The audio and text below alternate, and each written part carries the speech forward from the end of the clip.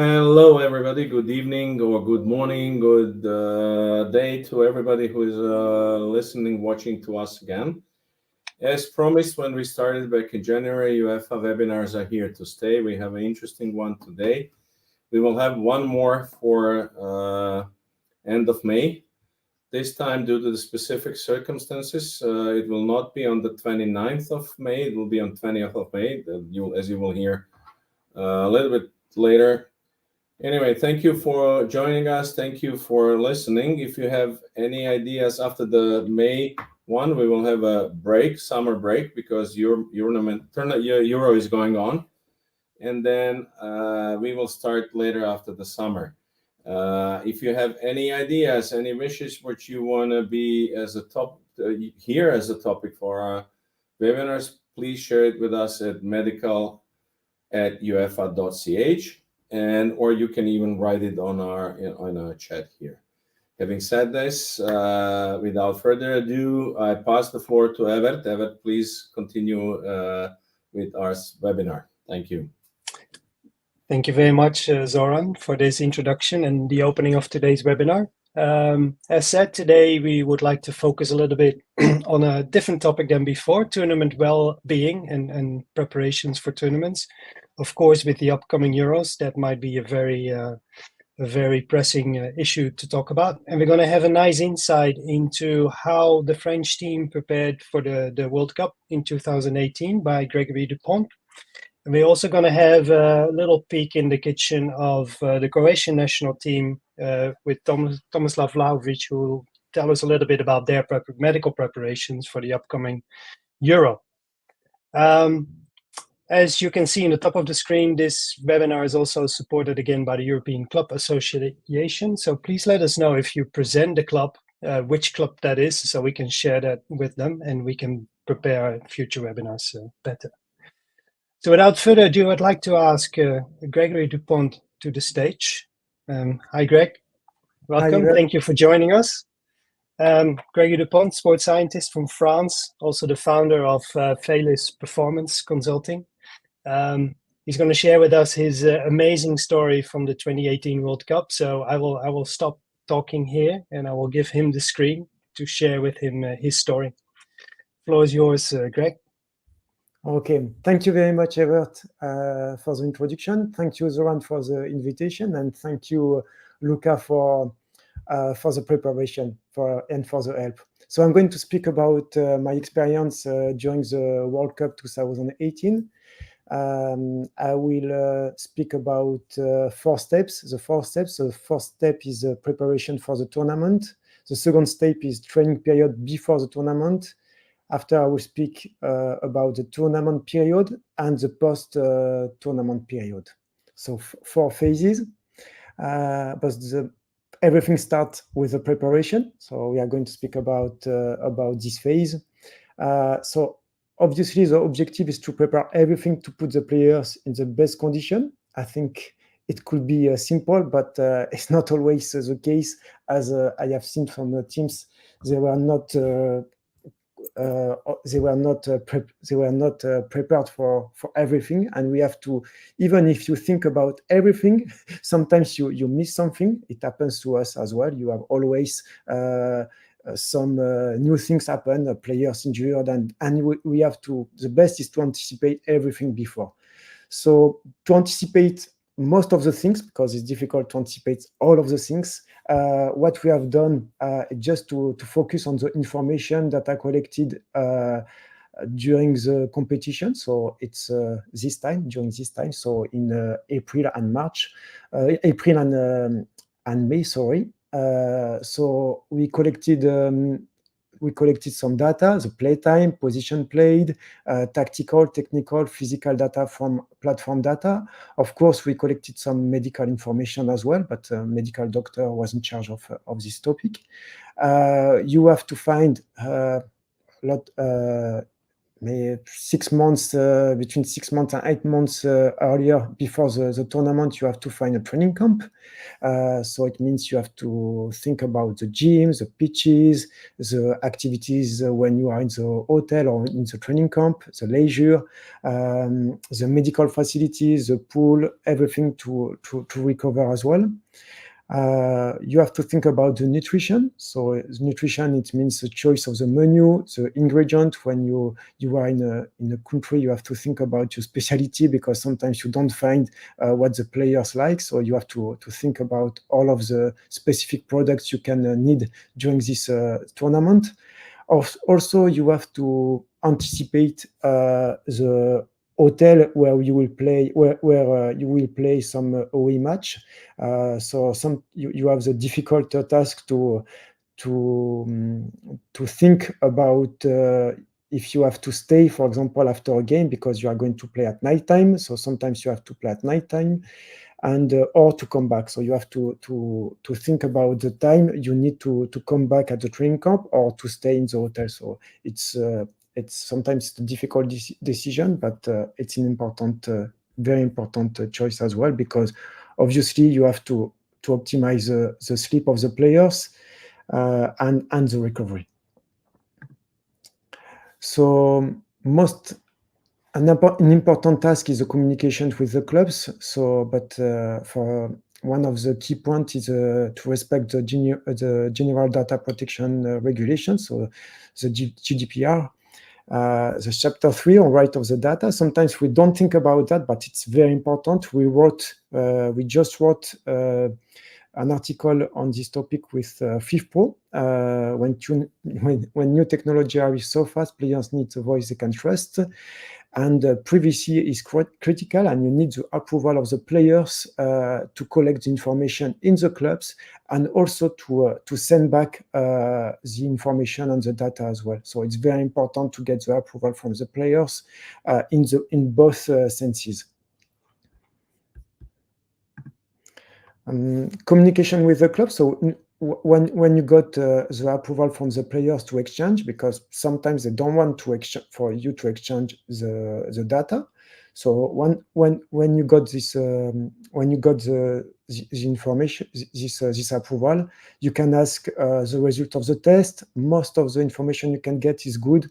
Physical performance of the last matches. It means the mean, the standard deviation of the performance during the season, the workload of the last 4 weeks, but also the workload during the season. So the usual workload they can cope.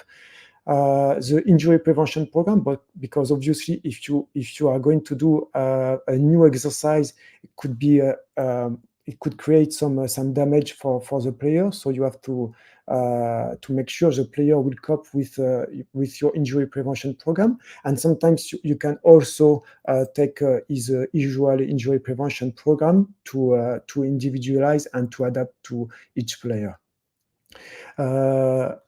The level of fitness, it's sometimes I ask subjectively from 1 to 5 to the players, just to see how we can adapt the training load, the ability to recover between matches, and the practices to implement to help the players to perform well and to avoid injuries.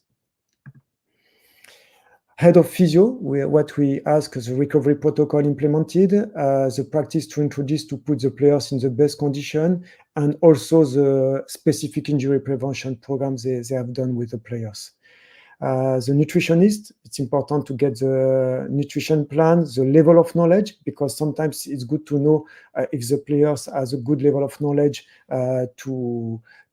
because he will know what he has to do, and if the level is low, it's important to be in his back just to make sure he's going to eat what he has to eat after the match, or before the session, after the session. Which supplements they used during when they are in the club, just to cope and to adapt the nutrition plan.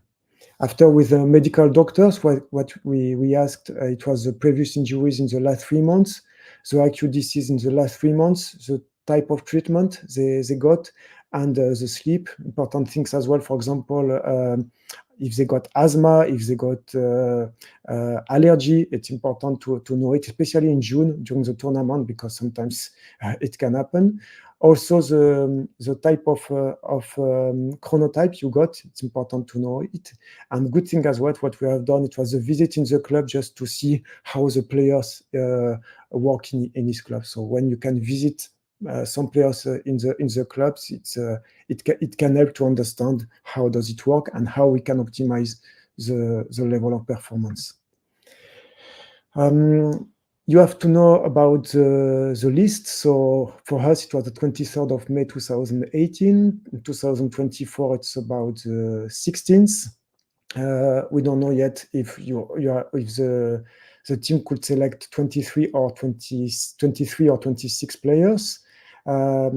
It's important as well here. You have to cope with the last match of the National League, because it differs from the 12th of May 2018 and the 20th of May 2018 in 2018 for us, but it's exactly the same in 2024, because some leagues close the 18th and the 19th of May, and some of them the 26th of May, like Spain and Italy. Some players, they can play the final of the Champions League, so it means all of the players, they won't be there during the pre-training before the tournament with the players selected. They won't be there. The same for Europa League, because some they play not for the final of the Europa Conference. It's 29th of May, so you have to cope with that. And here, the fitness coach has to prepare and to individualize a specific program according to the end of each championship.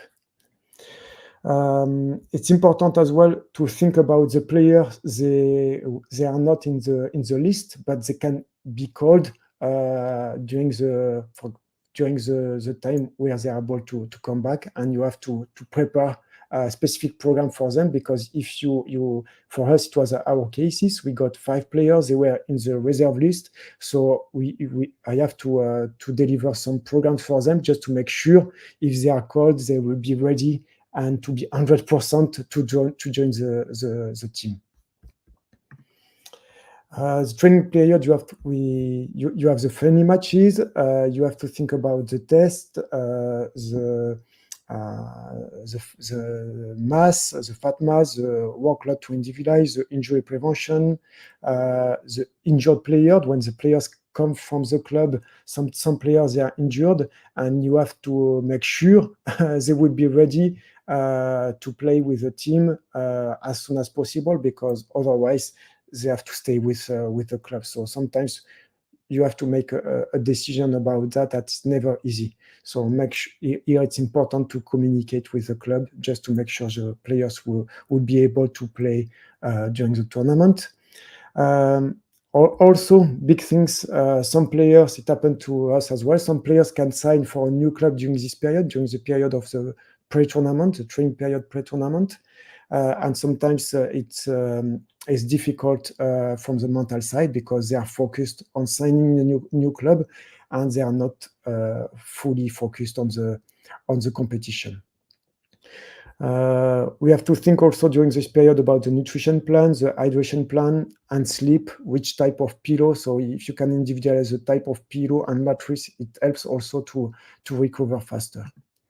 What we have done during the preparation, we have educated all of the team about hydration protocol, just to make sure they can hear one voice and to deliver what we have to deliver during the tournament, and to optimize everything. And so we educate them about nutrition, hydration, pre-match meal, sleep, and also it was displayed in the training camp as well during the tournament. The recovery protocol, so what do they have to do immediately after the match, and also the day after the match. So here it was clear, it was written, it was explained why we have done that. Everything was evidence-based and it helps them to apply these protocols. During the tournament, we have to think about the weather condition. You have to anticipate which weather condition you will find, if it's hot, humid, if the match will be played afternoon or nighttime. We have to anticipate extra time because if everything can be, we have to optimize everything for extra time, for hydration, and everything has to be prepared before that. Here it was a day, an example of day. You have the breakfast, gym session every morning, video session, lunch, nap, snack, warm up in the gym, just an activation, the session on the pitch, post session in the gym, sorry, the recovery session as well, dinner and sleep. It was an example of you have to think about the leisure as well, because it's important to be well, and for the team cohesion, it's very important. It's something, it can help to win, and we have to think about that just to create the best condition to be well and to be 100%.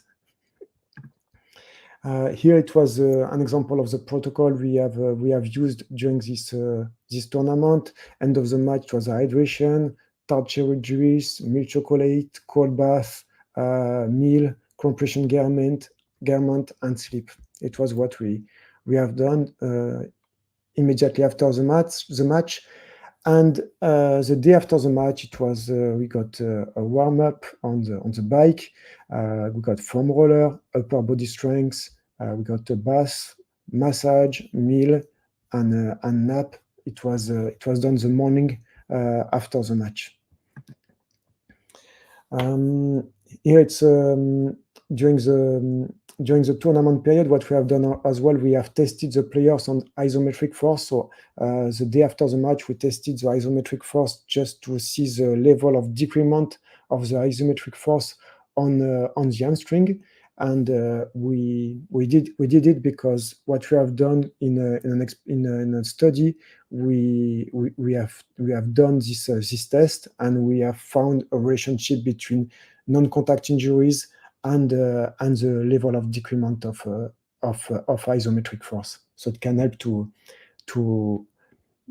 recover. And what we have done as well, we have used what we have done. The video doesn't work, but what we have done, we have used these results, because when the players didn't fully recover, we adjust the training load. So it means, for example, if the decrement of force 2 days after the match was 10%, the players had an extra recovery period. And if it was the same 3 days after, we adjust the quantity of training for the player. So it helps to individualize what they have to do during training.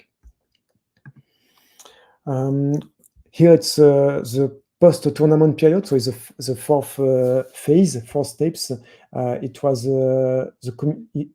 after the tournament, we have an injury report to implement. We send, of course, the body mass and the body fat of the players, because we recorded this body fat and the body mass every 2 times per week. And we sent to the clubs a workload report with the playtime and all of the things we got. That's all. Thank you very much. Thank you very much, Greg. Sorry about that video that didn't work. We'll sort that out for later. Apology. Thank you very much for that overview of how you prepared for the World Cup in 2018. And I have a few questions prepared here to start a discussion. If anyone else who is online has a question or a comment for Greg, please put that in the comments, and we're going to see them, and we're going to present them to Greg. The same applies for our second speaker, of course, but he's not here yet, so let's wait for that a little bit. Greg, of course, if you win the World Cup, winners are always right. So that's easy speaking afterwards. But I wonder, what was there any indication in all these preparations that you were on a good path, and was there a buzz around the team growing that there could be a great possibility to win the cup in 2018 with all the preparations ongoing? Maybe more of a subjective question. No, it's a subjective question, because the most important is to get the best on the pitch. And after, if you don't do a big mistake, it helps. But also I think the cohesion is important as well, just to create a big group and a big atmosphere with the players. So most of the time we think about all of the things on the pitch, and it's important to think also about the training camp and about all of the things around the pitch. I forgot to mention, but I think it's important as well. The staff was very small. It was one of the smallest staff in all of the teams involved in the World Cup, and we were only 4 on the pitch. We got Didier Deschamps. He was the head coach. Guy Stéphane was the assistant coach. Franck Raviot was a goalkeeper coach, and me was a fitness coach. So we were only 4 on the pitch, and sometimes when we are too many, I think it can affect also the all of the things you have to do. So the responsibility was very clear. Everybody were in his area. And sometimes when we are, I have seen some teams with 40 people. I think it could be a lot. And for me, the result is just the consequences of all of the details you put. And if you got people frustrated because they don't do enough, it could be a problem as well. And the manager also, instead of focusing on his staff, is focused also on the team, and it's what we have to do. I understand. I scribbled it down here as well, communication, because there was many cogs and little things moving around. So having a small team that communicates well is one of the key successes, it seems. Okay, we do have a question in the chat, Greg. I'll post it here. Came a little bit later, so they may have missed the answer. But what was the rationale for collecting body fat and mass twice a week post-tournament? It just to when you measure something, I think you change the way you do something. So I mean, for example, when we started with GPS, it changes it changes the mentality of the players and also the activity of the players during the training. And I think it's the same when we have done at the beginning. We did just at the beginning. We know it won't change something, but as the players, they know they are going to be measured. It maintains them just to avoid eating too much and to do the right things to be 100%. So it was our decision. It was we got a meeting, and also it just to involve the players in a process. They have to be careful about what they eat, and that's all. That's why we did it. We spoke with the players. They want, and when you are in a tournament, you have time as well. So. Yeah, you spend a lot of time together. Exactly. Yeah. So. And going a little bit on that, maybe a follow-up question on this, because there's a lot you measure, there's a lot of expertise, scientific expertise involved. How much input of the players did you allow in all the decisions that were being made on what to measure, how to measure, what to do? Is that purely, were most decisions based on the staff, or were the players actively involved in these decisions? No, it's the staff. It was a decision made by the staff. And sometimes the players were involved because we wanted to show them the result of everything of the measure we have done, of course. But sometimes here we involve the players because it's important for them to be involved and to participate and to know what are the key performance indicators to be 100%. So it's. But at the beginning, it comes from the staff, and after we speak with the players and we explain, we exchange with them. Sometimes could come from the players. Sometimes it comes. Most of the time, it comes from the staff. Open communication. Yeah. That's kind of a quick summary. Well, Maybe one final question, Greg. Of course, this is a success story, but it wasn't all great, I assume. Could you maybe briefly expand on the biggest challenges that you faced during the preparations?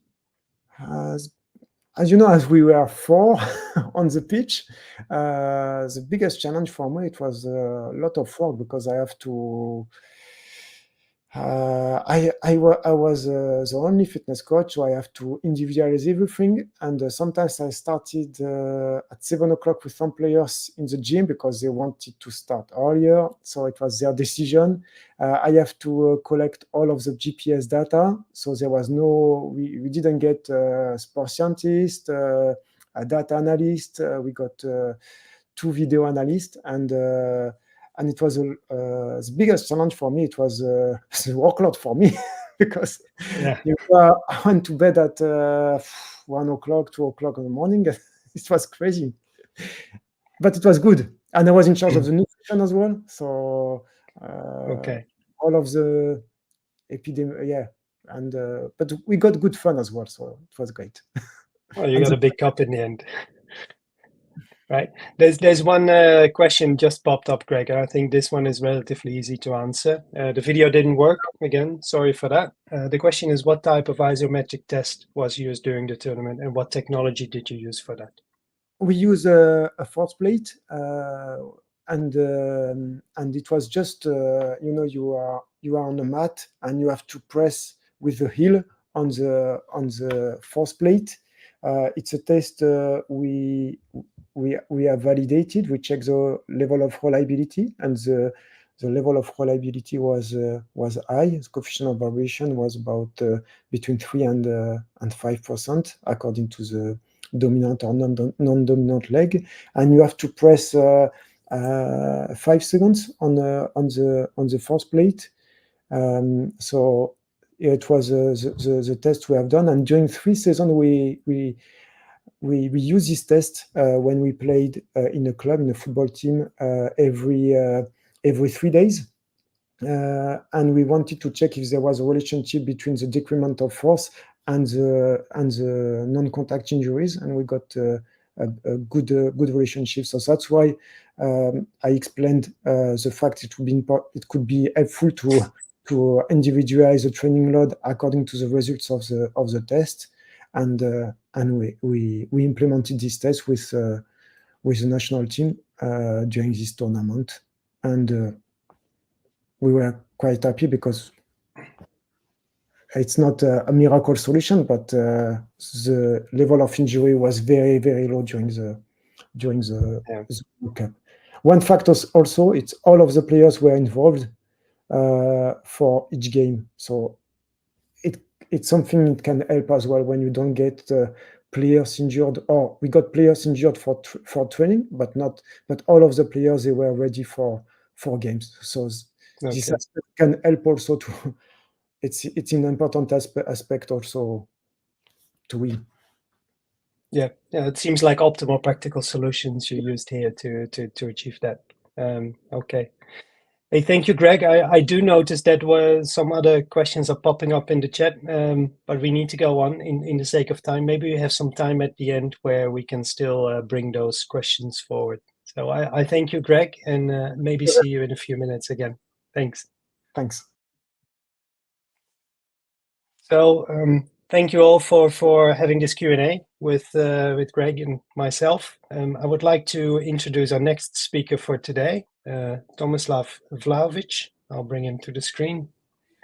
Good afternoon, Tomislav. Hi, everyone. Tomislav is the national team doctor of Croatia, preparing for the upcoming Euros. So I hope you paid well attention to Greg and got some of his tips and tricks with you.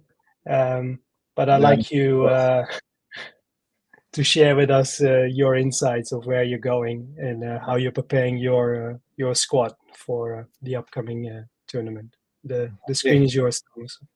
Thank you, Ebert.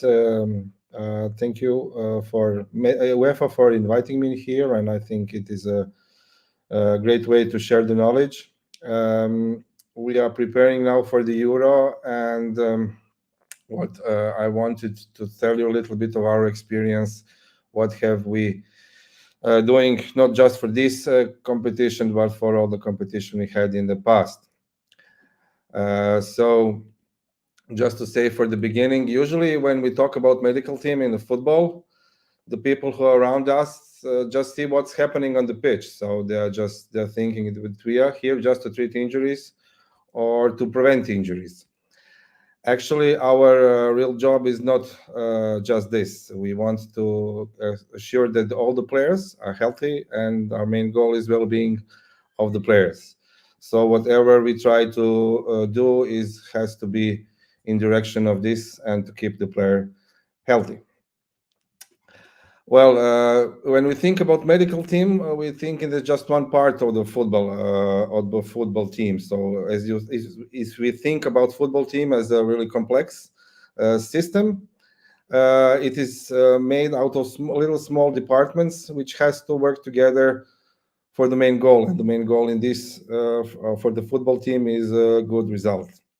So I think if we are just a small team that you see behind the big teams, so nobody wants to see us in a position where we come to the table and say there is an injury. But if something happens, they really like to see us to help with some medical issue.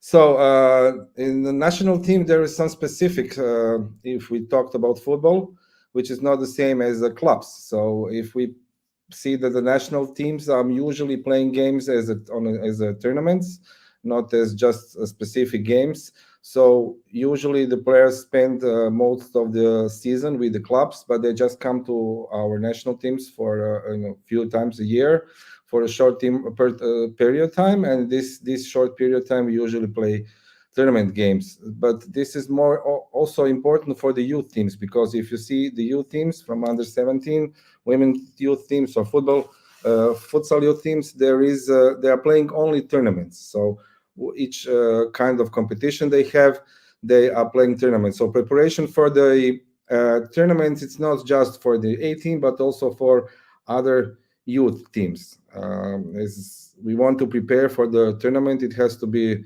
good preparation, and the main goal is really to minimize potential medical and non-medical issues that can happen during tournament. That means that I'm happy, and the good plan is good is we have a less unpredictable and unresolvable situation. So how we like to function? Well, we like to function first very internally inside the medical team, and then also outside of the medical team to other departments. So if we want to make some decisions, we would like to talk about them first inside the medical team, and really all decisions has to be done with all of us in coordination, but also we also coordinate it with the player, because we think that the player has a main word if we're talking about his health, and every information about his health has to be communicated very good with him. When we have one decision about the issue we are talking about, then there is only one person who is going to present this to the other departments, other parts of the football team. That means to the head coach, performance coaches, media, and also very important to the club doctors. So this is, I think, one of the important things of this talk is that you really have one decision on one thing that you talk about, and with this you go to the other departments. Most of the preparation for the tournament we do inside medical team. That means that we talk and decide what kind of stuff we are going to take, to decide what we are going to prepare on the venue, and what is we think that is going to be important things to deal with. The other stuff that is also very important is that you have to talk and during preparation with the other team divisions. That means with the coaches, head coach, or then performance coaches, then also team managers, kit managers. So everybody who is included is a team. As I said before, the football team is one really big complex system. They have to be connected, and they have to connect, or you can connect with them only with good cooperation and good coordination, and that comes really a communication, another word with C. So one also important thing is, as I said before, don't forget the players, because the players are very important, and we are there to allow them to make them work best. And also, don't forget that the players come from the clubs, and they are here just for the short time of period. So you have to have a good communication with the clubs. So if we decide what we are going to prepare for the tournaments, then we have 4 things to think about. First thing is the medical materials, what actually you need for healing, then medical documents. Then it is important also to make a plan on the venue. So that includes the venue facilities, but also the travels. And also one of the big important thing is the medical education, which is even more important in youth teams. So if we think about medical materials, so what we are going to take with us, you usually have medication that you do. The players are mostly 80% of the players are the same in our team, so we know what kind of medication we have to prepare for them. But if you're going to the tournament that you hope you will stay a longer time, then take some backups to be sure that you will have them. That if you are in your country or somewhere near your country where you can take the medications which are the same, then there is no problems. But if you're going to a country where there's a different kind of medications, you're not sure what you can buy, then it's better to have some backup. Also, not only of talking about medication, but also about some medical and physio materials, about some tables, about ultrasound, what we take with us. So everything has to be prepared for even a longer period. The other stuff that is very important is the medical documentation. So you have to prepare the medical certificates for doctors and the physios that you will take with you, because they will work in other country.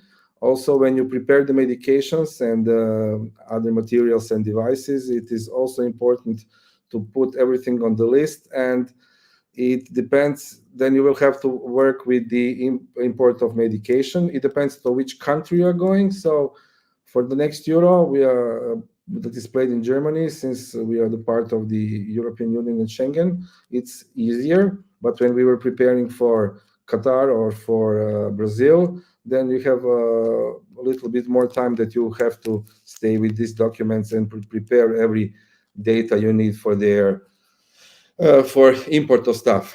Then the players, it's very important. You really need up-to-date information. You really need to know what's happening with them, what supplementation do they take. Sometimes together with our performance coaches, we get performance data, which helps us to see in what conditions are we awaiting a player to come.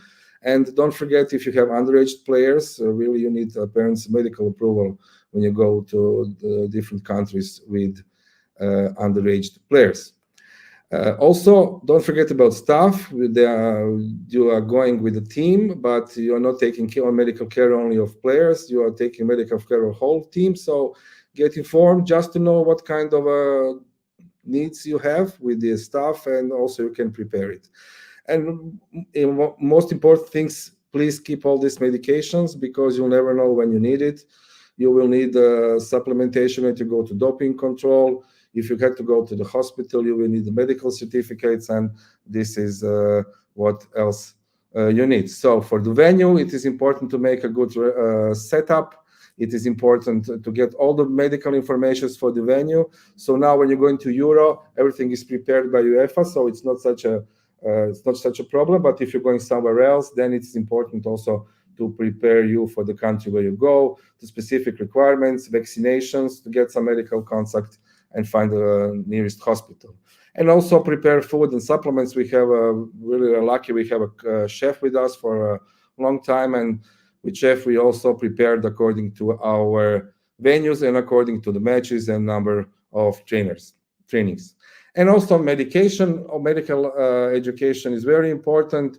Always before the some tournament, we make anti-doping education, which is really, if we see it really for this main team, A team, it's not such an important. We just want to have information what they are taking our medications. But for the youth team, it's very important to teach them how to act during doping control and what is doping control. So anti-doping education is important. And CPR also, we started with medical team education, but now all are introduced to this kind of education. And I think that was a good thing for us to do it, because players then realize the situation and think how can they help us with this kind of a problem. So to be a good prepared, you really need the operational medical team and really need quality and up-to-date information, which depends on the communication within medical department, outside the medical department, and also communication with club doctors. So what information do they get for the coaches? It's usually training plan, the number of trainings, how many matches we'll have, so we can prepare our supplements, our food, and also how can we prepare for the meals. Team manager is, I must say, one of the most important things in our team, because without Eva, we will be all lost, I must tell you. So what informations you really need in any time of day or night, you can get from her. Usually it's a travel venue information. She's helping out with the whereabouts about anti-doping doping controls, and also in communication with UEFA. And for example, kit manager, we coordinate with him also movements on our material transport. So now we are using trucks, but for example, for World Cup in Qatar or in Brazil, we used ships to move it. So you really need to prepare everything a few months before the Euro, because you have to send all this stuff to the venue. One of the important things that I want to also talk about is the communication with club doctors, because most of the players come to our team directly from the matches. So there is no really time to make a proper diagnostics or therapy for last-minute injuries. Also, players spend more time, as I said before, in the clubs than they spend with the national team. So really valuable information is from the medical team. Also, they helped us last time before Qatar. We really had only 2 days before we went to the venue. So all the medical data we needed for the FIFA was given us by pre-competition medical examination by the clubs. Sure, almost this data must be approved by the player. But what is also important, it is not just before the tournament. So contacts with the medical teams from the clubs, we try to do it all through the year. If the injury happens, we always contact the doctors and also the medical team from the clubs. So as a summary, I can tell you that really a good preparation will minimize potential medical and non-medical issue, although we'll treat mostly injury, but our primary goal is health and well-being of a player. If you want a good preparation and a good result, you really need a good communication, not just inside medical team, but also outside medical team, and also with clubs. And really, medical team is a team behind team. The less they see you, the better it is. Thank you very much. Thank you very much, Tomislav. I hope you I have a friend here who wants to ask some questions as well. Yeah. So I'll bring him to the screen. Yeah. Zoran. If you're referring to me, I'm Tomislav's friend as well. No, I didn't want to ask a question. I worked with Tomislav for some years. I started a bit later. It comes with earlier. Comes with age. also. No, my experience of the 30 years on the bench of the different teams, 10 years on the youth teams, and then 20 of the A team of Croatia, I have to say Tomislav finished with this, and I cannot emphasize more the importance of good collaboration between the communication with the club doctors, not only in the exchange of the medical documentation, but also when the player is injured. This communication is crucial because being a doctor of the national team, you should never forget that we only borrow the players from the clubs, and we have to treat them. So every decision on the treatment, and that was a good habit of our team, and I'm glad that Tomislav is continuing this, is actually that the club doctor is involved in the decision-making process for the treatment. Not always this works easy. Medicine is not mathematics. We don't have to agree, but the important is that we do get involved. And then same goes, maybe you can bring Greg here as well. I would say same goes for the fitness coaches. So I would say that the success of Croatian national team in prevention of and treatment of injuries, and we are and continue to be one of the teams with the lowest number of muscle injuries among the other teams on the big competitions. It's of course a question of luck as well. You have to be lucky, but when you reduce this luck factor, is also involving the fitness coach from planning to the planning of the treatment and from the day one of the injury. So basically, fitness coach of our team was involved in discussion on the night of so we always have a meeting deep in the night. Greg referred to this. So when all the massages are over, which is usually after 1 or even 1:30 a.m., the whole team sits down together with the fitness coach in a bit relaxed atmosphere and motivating, I have to say, with some Croatian specialties there, but it's also important for the team spirit, and then discuss the next steps, which stage, what type of the injury it is, and it can be a recovery coach or a fitness coach. In our case, it's a fitness coach. We also have a rather small team. We used to have a rather small team. They're almost like French one, but now it's growing, I can see on the television. But these are the things I want to emphasize. The communication with the club doctors, which is crucial, really crucial, and it's a two-way street. And then also with the fitness coaches, which is also a two-way street. Yes. Thank you for those additions, Zoran. It's an added insight to the already great insights we had from Greg and Tomislav. Why don't you just stay on the screen and why don't we move to a more bigger Q&A, because we do have 2 questions still in the chat that I would like to pose here, and I think they go to all speakers we had today and also your experience yourself, Zoran. And maybe the first one, this was still a remnant after Greg's talk, that asked about staff health. So Zoran, you just alluded as well. Maybe you sit together 1 a.m., 2 a.m. still discussing about the game and what to do. Greg alluded to the high workload during a tournament, and we're all invested in the health of the players and the performance of the team. But what about staff health? Do you take any measures on that, or is it just go for 2 weeks and see what happens? Well, I always take care of the staff, because I think it is also important, because they are part of the team. That's what I say before. Always prepare the medications, because we know that lots of these medications are not allowed by the players, so they must be on a separate bag. But well, trust me, usually there is more medical issue, and that is good for us with the non-player than with the players. So it is also part of the preparation. I can imagine. Greg, can you want to add something to that? We can't hear you, Greg. Sorry for that. Okay. No, we can. Yeah.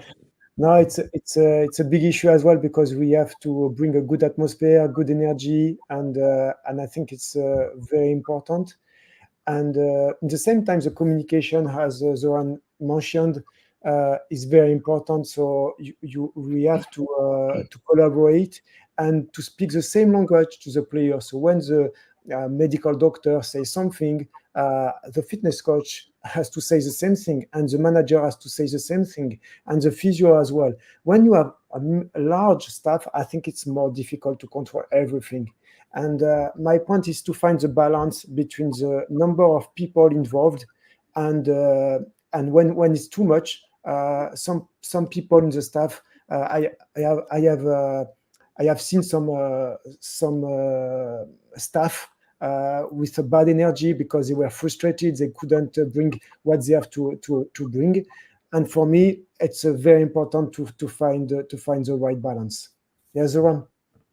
Yeah, I just wanted to say, Evert, you know that it was we discussed it already as a potential research, but we were not able to do it. For it would be interesting. You know, medical staff is also exposed to a number of the stress, different one through the match, through the decision-making process as well. We also now our decisions are public on the TV, watched and judged on the social media. Very often by untrained people and influenced by the and if it's only on social media, I would say it's good, but sometimes you end up on the front pages on somebody being judged by different so-called experts that are judging on your decisions from a sofa in the living room and from the video feed on the YouTube channel or from a TV. This is something that is very high on UEFA I would say interest list. And we definitely want to, and we hope that doctors that are present here and other club doctors and national team doctors will help us. One of the ideas was just to measure the level of the stress of the doctors and physios during the match with a simple thing like a watch, measuring the heart rate, breathing, and see if it differs.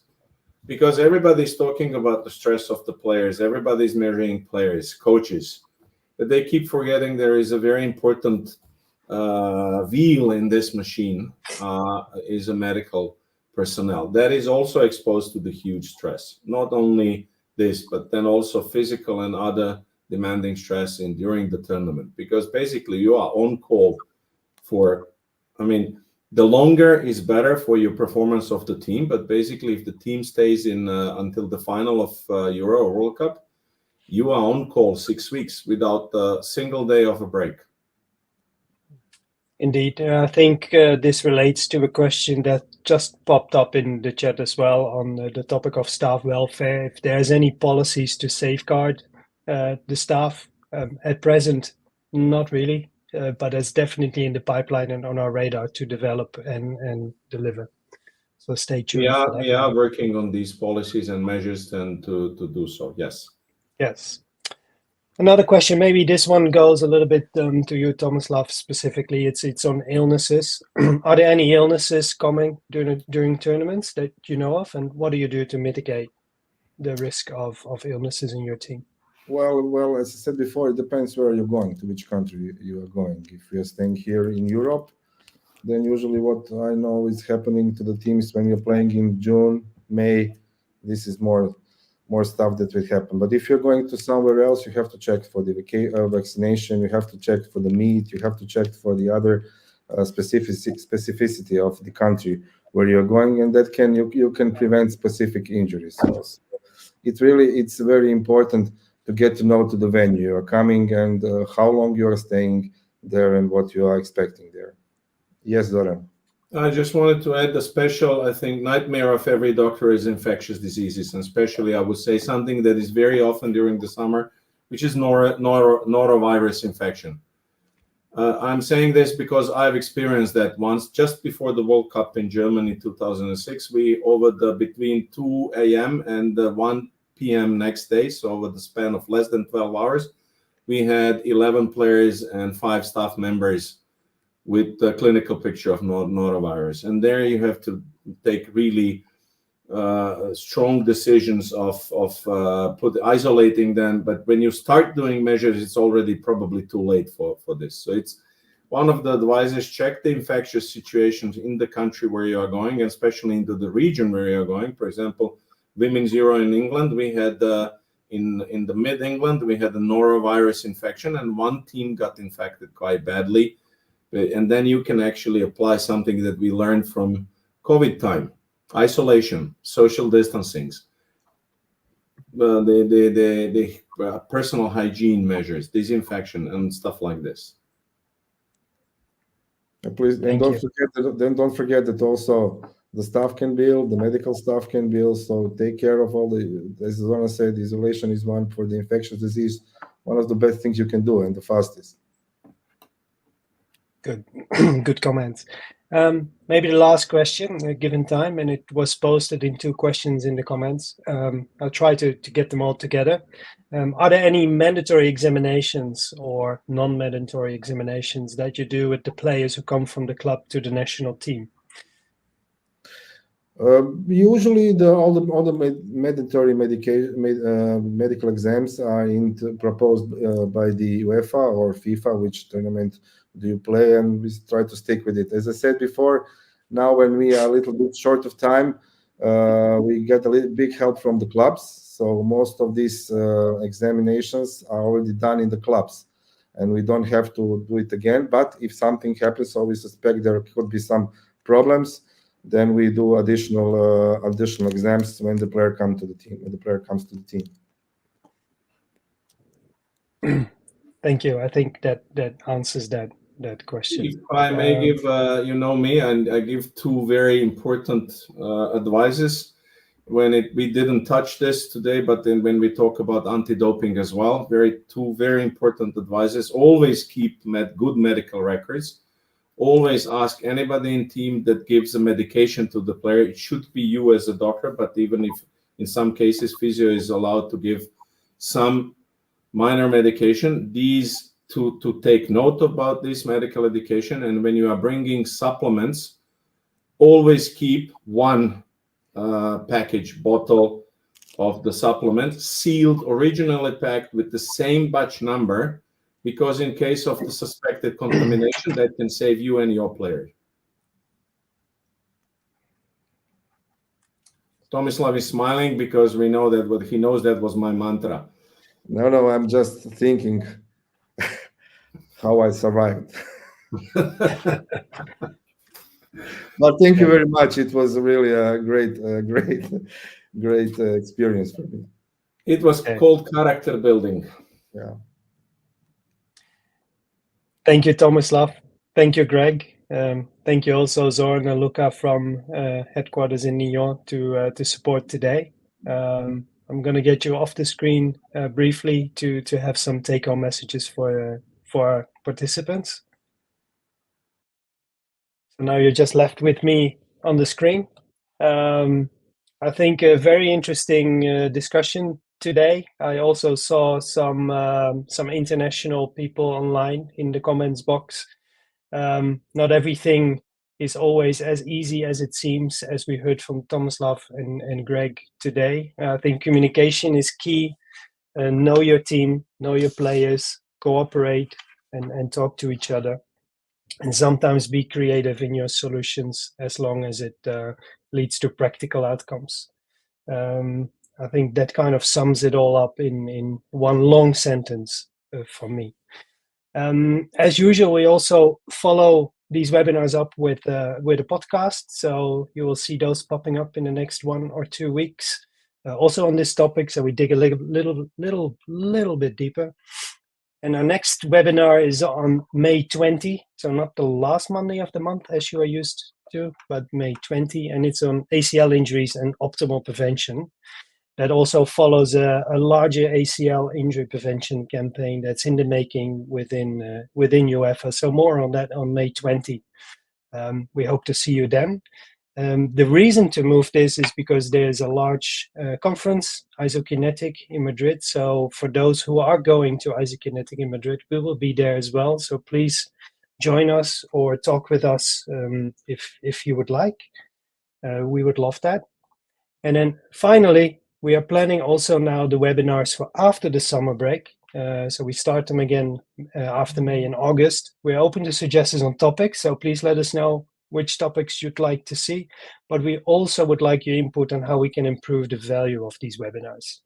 So we learn from every webinar as we go, and your input is, I think, viably important for us to improve what we're doing.